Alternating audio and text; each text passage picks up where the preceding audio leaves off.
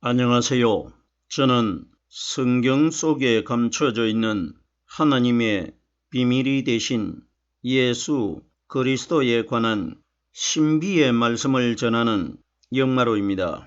오늘은 신약 성경 요한복음 16장 22절 한 구절 말씀 속에 기록되어 있는 지금은 너희가 근심하나 내가 다시 너희를 보리니 라는 제목의 말씀을 통하여 성령 하나님께서 우리에게 가르쳐 주시는 말씀의 깨달음의 은혜를 받고자 합니다. 그럼 요한복음 16장 22절 본문 말씀을 열도록 하겠습니다. 지금은 너희가 근심하나 내가 다시 너희를 보리니 너희 마음이 기쁠 것이요 너희 기쁨을 빼앗을 자가 없느니라. 예수님께서 아직까지 십자가에 달려 고통도 받지 않으셨었고 무덤 속에 장사되셨다가 거듭나시지도 않았을 때에 오순절날 이 땅에 임하실 성령이 오셨을 때 일어날 일을 미리 예수님을 따라다니는 제자들에게 말씀하시고 있습니다. 여러 번 제가 말씀을 통해서 설명을 드린 바가 있는데 예수님이 오신 시대 때에 정말 예수님을 추종하는 제자들이 따라다녔느냐 따라다니지 아니하였느냐 이런 것과는 우리들과는 관계가 없습니다. 하나님께서는 대략 2020여 년 전에 예수님과 함께 제자들 12명이 따라다녔다. 이것을 우리에게 하나님이 기록하신 것이 아니고 그 제자들은 오순절날 이 땅에 임하신 성령으로 말씀 깨닫고 있는 신앙인들을 가리켜 12명의 제자들로 비유하신 것입니다.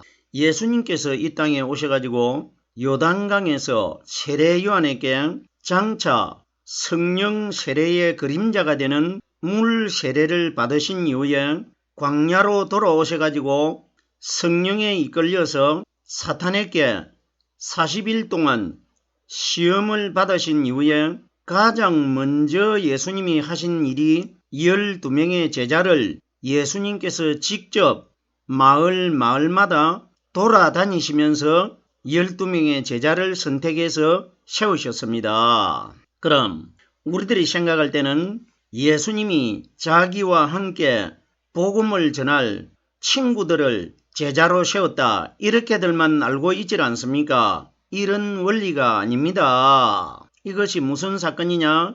마지막 심판 때에 예수님이 이 땅에 오시면은 물 세례는 성령 세례의 그림자 역할을 한 것 아닙니까? 세례 요한이 나는 너희에게 물로 세례를 베풀거니와 내 뒤에 오시는 분은 나보다 능력이 많으시기 때문에 그분은 성령과 불로 너희에게 세례를 주실 것이라 이렇게 말했기 때문에 세례 요한이 베푸는 물 세례는 오순절날 이 땅에 임하신 성령 세례의 그림자 역할을 한 겁니다. 그러면은 예수님께서 직접 마을마다 두루 돌아다니시면서 예수님의 제자를 선택했는데 그 제자의 숫자가 12명이라는 것은 우연히 어떻게 제자를 선택하다가 보니까 12명의 제자를 선택했다 이런 이야기가 아니고 제가 조금 전에 마지막 심판 때에 예수님이 이 세상을 심판하러 오셨을 때에 일어날 사건을 예수님이 미리 우리들에게 보여주신 것입니다. 보십시오.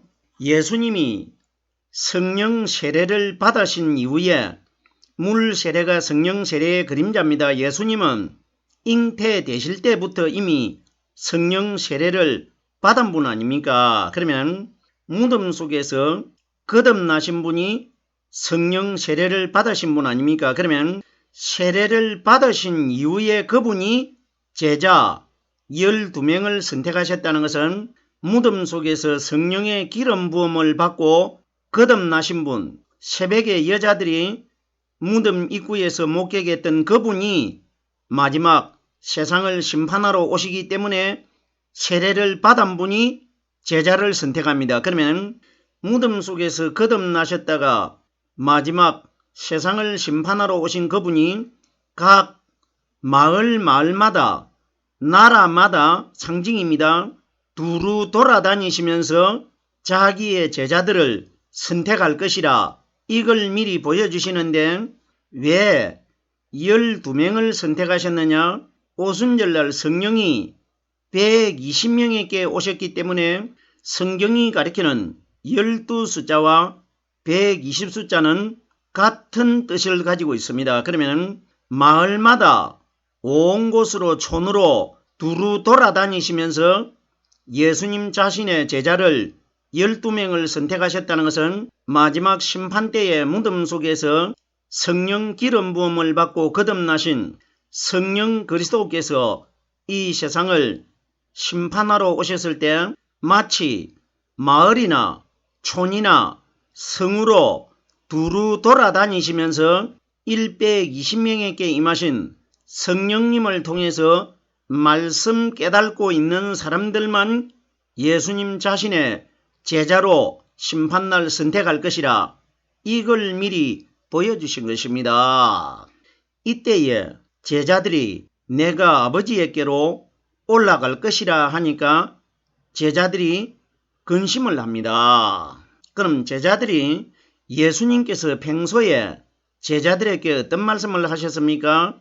내가 장로들과 대제사장들에게 붙잡혀가지고 십자가에 못 박혀 죽었다가 제3일에는 살아나리라고 분명히 예수님이 제자들에게 여러 번 말씀을 하셨습니다. 그런데 보세요.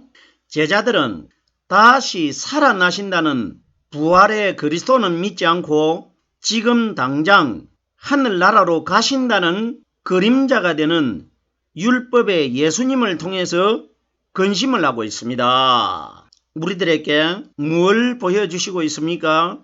율법의 그림자가 되는 마리아의 아들을 오늘날 이 땅에서 예수를 믿어야 구원을 받는다고 하면서 육신의 마리아의 아들 되신 예수를 믿음으로 믿고 있는 사람들 많이 있지 않습니까? 그러면 제자들이 그림자가 되는 육신의 예수님을 통해서 근심을 하고 있습니다. 그럼 우리들에게 하나님이 뭘 보여주시고 있느냐?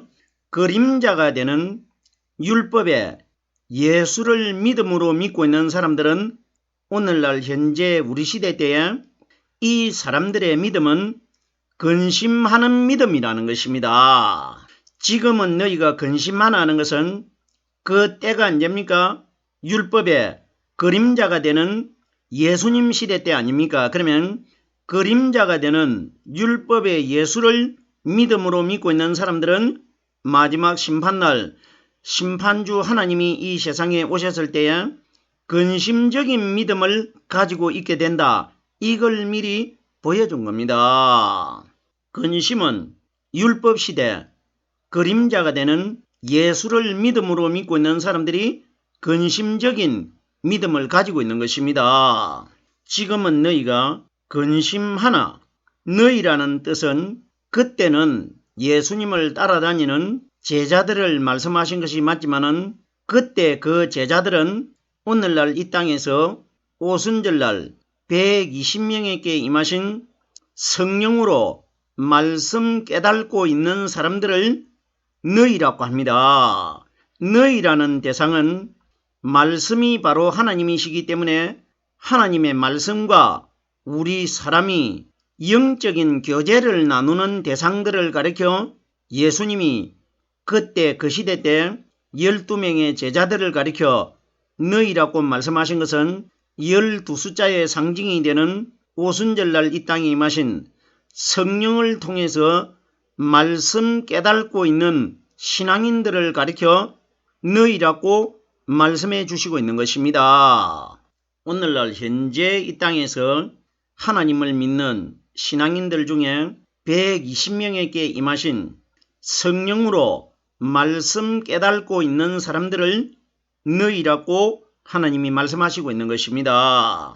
지금은 너희가 근심하나 내가 다시 너희를 보리니 내가 하는 분은 예수님이 이 말씀을 하셨지만은 그때 2020년 전에 제자들에게 내가 다시 너희를 보리니 하신 이 예수님은 현재 2022년이 지나가고 있는데도 이 세상에 얼굴을 보여주질 않고 있지 않습니까? 그러면 내가 다시 너희를 보리니 하는데 여기에 내가 하는 대상은 눈에 보이는 육신의 예수님을 가리켜 말씀하신 것이 아니고 예수님 마음 안에 들어 계시는 사람의 눈에 보이지 않는 오순절날 이 땅에 임하실 성령 그리스도를 가르쳐 내가 이렇게 말씀하신 것입니다. 그러면은 내가 다시 너희를 보리냐는 것은 다시라는 것은 첫 번째가 아니고 두 번째를 가리키는데 첫 번째는 그림자로 오신 마리아의 아들 되신 율법의 예수를 가리킨 것이고 다시라는 이 대상은 두 번째 오순절날 이 땅에 임하실 보이지 않는 성령님을 가리켜 내가 다시 너희를 보리니 이렇게 기록된 겁니다. 이 내용의 말씀이 명확하게 어디에 기록이 되어 있느냐? 사도행전 2장 3절에 오순절날 예루살렘에 제자 120명에게 성령이 임하셨을 때에 정확하게 기록이 되어 있지 않습니까? 말씀이 어떻게 기록되어 있습니까? 불에 혀같이 갈라지는 것이 각 사람 위에 임하여 보이더니 이렇게 기록되어 있습니다. 보인다는 것은 제자들이 어떤 성령의 물체를 보았다 이 원리가 아니고 불은 말씀을 가리킵니다. 예수님께서 누가복음 12장 49절에 내가 불을 땅에 던지러 왔노니 내가 하는 분은 눈에 보이는 예수님은 그림자였고 예수님 안에 들어 계시는 성령 그리스도께서 오순절날 이 땅에 오실 것을 그림자가 되는 예수님이 미리 말씀해 주신 것인데 내가 불을 땅에 던지러 왔느니 성경이 가리키는 불이 뭡니까? 우리 마음속에서 깨달아지는 기쁨의 말씀을 뜨거운 불로 비유하신 것입니다. 예루살렘에서 엠마오로 내려가는 두 제자가 길을 예수님과 함께 갈 때에 예수님께서 성경에 기록되어 있는 하나님의 말씀을 두 제자에게 풀어주셨는데 예수님이 사라진 이후에 이 두 제자들이 서로 어떤 말을 하느냐? 길에서 우리에게 성경 말씀을 풀어주실 때에 우리의 마음이 뜨겁지 아니하더냐? 뜨거운 것은 마음이 뜨거웠다 이 원리가 아니고 마음속에서 말씀이 성령을 통해서 깨달아지는 기쁨을 뜨거운 것이라고 합니다. 그러면 예수님께서 내가 불을 땅에 던지러 왔다는 것은 내가 하는 분은 예수님 마음 안에 들어 계시다가 오순절날 이 땅에 임하실 성령님이었고 불은 성령께서 우리 마음속에서 가르쳐 주시는 말씀을 불로 상징하셨고 땅에 던지러 왔다는 것은 땅은 사람이 에덴 동산에 있는 땅에 있는 흙으로 만들어졌기 때문에 흙으로 만들어진 사람의 마음속에 예수님 마음 안에 들어 계셨던 오순절날 이 땅에 임하실 성령의 말씀을 땅으로 만들어진 사람 속에 집어넣기 위하여 내가 오순절날 오겠다. 이걸 말씀하신 것입니다. 내가 다시 너희를 보리냐는 것은 오순절날 이 땅에 임하신 성령의 말씀과 제자들이 하나로 마음 안에 연합되었지 않습니까? 이것을 내가 다시 너희를 보리니 이렇게 기록된 겁니다. 다시라는 것은 두 번째 오신 성령 그리스도를 가리켜 내가 다시 너희를 보리니 이렇게 기록된 겁니다. 계속해서 다음 단어를 보겠습니다. 너희 마음이 기쁠 것이요 초림으로 오신 그림자가 되는 예수님은 예수님 자신도 우리 사람들과 똑같은 죄 있는 모양으로 태어나셨기 때문에 우리 사람의 마음 안에 들어오셔도 우리의 죄를 사하는 효과가 전혀 없다는 것입니다. 왜?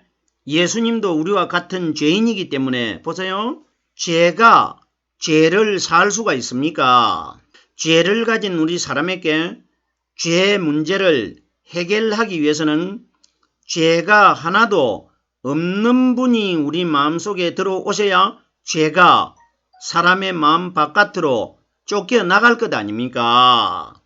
그러면은 예수님께서는 우리 마음속에 들어오시려고 해도 예수님 자신이 우리와 똑같은 죄를 가지고 있기 때문에 우리 마음속에 들어오시지 못하고 예수님이 이 땅에 오셔가지고 3년 6개월 동안을 예수님 자신 속에 들어있는 근본체가 되신 성령 그리스도에 관하여 소개하셨지 않습니까?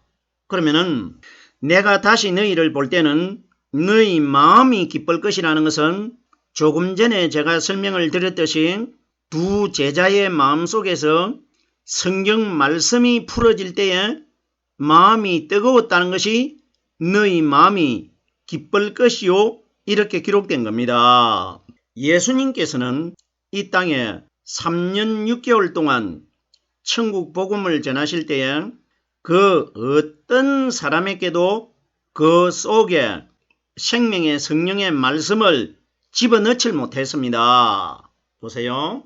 예수님이 이 땅에 계시면서 내가 가지고 있는 내 성령을 너희에게 준다는 이런 말씀을 하신 적이 하나도 없습니다. 그런데 보세요. 성경에 보면은 약속하신 성령을 기다리라. 너희에게 약속하신 성령을 내가 너희에게 보내리니 이런 말씀 많이 하셨지 않습니까? 이러기 때문에 예수님 마음 안에 들어 계시는 그 성령은 예수님이 우리들과 똑같은 사람으로 마리아의 아들로 태어나셨기 때문에 예수님이 이 땅에 오셔가지고 마음 안에 성령이 들어있는 것은 예수님과 똑같은 사람으로 태어난 우리들의 표본적인 모델 역할을 하신 것입니다. 예수님은 결단코 우리 마음 안에 믿음이 될 수가 없습니다. 이러기 때문에 예수님 자신이 우리 사람에게 믿음이 되질 않기 때문에 이 땅에 3년 6개월 동안 계시면서 그 어떤 사람의 마음속에도 예수님 자신을 집어넣어 주지 않았단 말입니다. 이것만 깨달아도 예수는 우리에게 믿음의 대상이 아니라는 걸 충분히 깨달을 수 있지 않습니까? 보세요. 제가 전하는 말씀을 들어보면은 항상 어떤 말을 자주 하느냐? 그림자가 되는 우리와 똑같은 율법의 죄인인 마리아의 아들로 태어나신 예수를 믿음으로 믿어가지고는 하늘나라에 아무도 들어가지 못한다. 이 말씀을 제가 자주 전합니다. 보세요. 오늘날 사람들이 제가 전하는 이 말씀을 듣기 위해서는 성경을 어느 정도 몇 독을 읽은 사람이라 나야 이해를 할 수가 있습니다. 왜? 세상적인 어떤 비유나 세상적인 이야기를 하는 것이 아니라 전체가 성경에 기록되어 있는 말씀만 가지고 말씀을 전하기 때문에 성경을 모르면은 제가 전하는 이 말씀 받아들이기가 굉장히 어려운 겁니다. 보세요.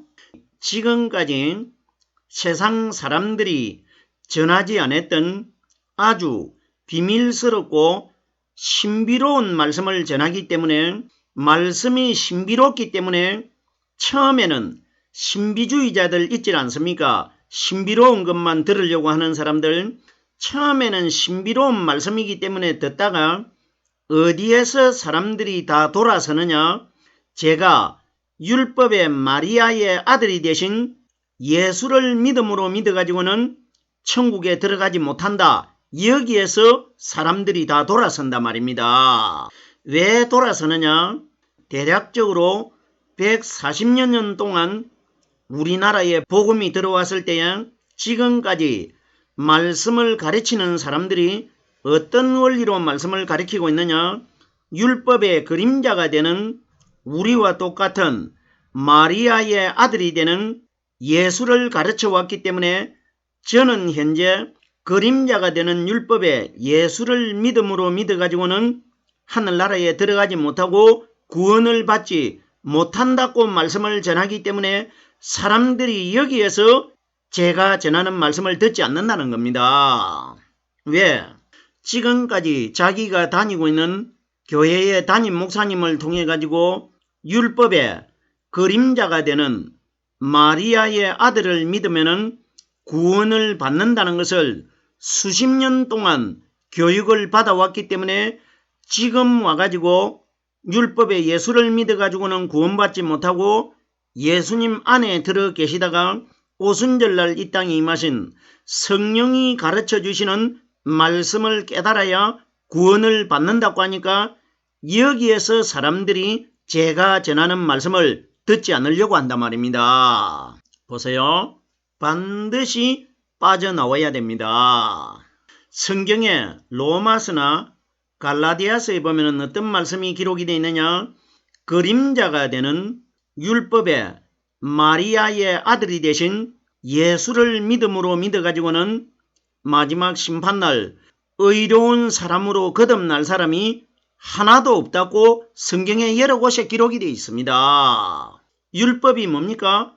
율법은 마리아의 아들 되신 우리와 똑같은 예수가 율법 아닙니까? 그러면 우리들이 믿어야 될 대상은 눈에 보이는 그림자가 되는 예수가 아니고 예수님 마음 안에 들어 계시다가 오순절날 이 땅에 임하신 성령은 보이지 않는 영이신데 우리 마음속에 들어오셔가지고 성경에 기록되어 있는 하나님의 말씀을 가르쳐 주기 위하여 오셨습니다. 그러면 성령이 가르쳐 주시는 이 말씀의 깨달음 속에 들어있는 사람들이 마지막 날 구원받게 되는 겁니다. 자, 보세요. 제가 그림자가 되는 예수님이 이 땅에 오셨을 때에 그 어떤 사람들에게 사람들은 상징적으로 그리스도의 하나님의 신부가 되는 대상 아닙니까? 어떤 아내에게도 마음 안에 생명을 넣어주지 않았습니다. 예수님이 3년 6개월 동안 이 땅에 계실 때에 생명 받은 사람 누가 있습니까? 아무도 없습니다. 왜 생명을 넣어줄 수가 없느냐? 우리와 똑같은 사람이시기 때문에 우리 속에 영적인 생명이 되는 말씀을 넣어줄 수가 없은 것입니다. 자, 보세요. 이 내용에 관하여 예수님께서 우리들에게 명확하게 말씀을 해 주셨는데 형이 그 아내와 함께 살다가 아내는 이 땅에 있는 우리 인류 전체 이방인들이나 이스라엘 백성들이 장차 하나님의 신부의 대상이 되고 아내의 대상이 되기 때문에 하나님을 믿는 신앙인들을 아내로 비유한 겁니다. 그러면 형이 그 아내와 함께 살다가 후사를 남기지 못하고 그 형이 죽었다고 기록되어 있는데 구약 성경의 출애굽기나 신명기에 기록되어 있는 말씀이 누구 이야기냐? 바로 예수님 자신 이야기입니다. 그 형이 누구냐? 율법의 마리아의 아들이 되는 예수님을 가리킨 것입니다. 그러면 형이 그 아내는 이스라엘 백성들입니다. 이스라엘 백성들 중에 초림으로 오신 마리아의 아들 되신 예수님께서는 그 어떤 사람에게도 생명의 후사를 남기지 못했습니다. 후사를 남기지 못하고 대적자들에게 붙잡혀 가지고 십자가 위에서 돌아가셨습니다. 이것이 형이 그 아내와 함께 살면서 후사를 남기지 못하고 죽었는데 그 동생이 그 아내를 다시 데리고 살면서 동생이 후사를 남긴다. 그 동생이 누구냐? 오순절날 오실 성령입니다. 우리 신부들의 마음속에 생명의 후사를 남기시는 분은 그림자가 되는 율법의 마리아의 아들 예수가 아니고 예수님 안에 들어 계시다가 오순절날 이 땅에 임하신 상징적으로 두 번째 오시는 성령 그리스도가 우리 신부들의 마음속에 후사의 생명을 남길 것이라. 이것이 기록된 겁니다. 너희 마음이 기쁠 것이요 너희 기쁨을 빼앗을 자가 없느니라.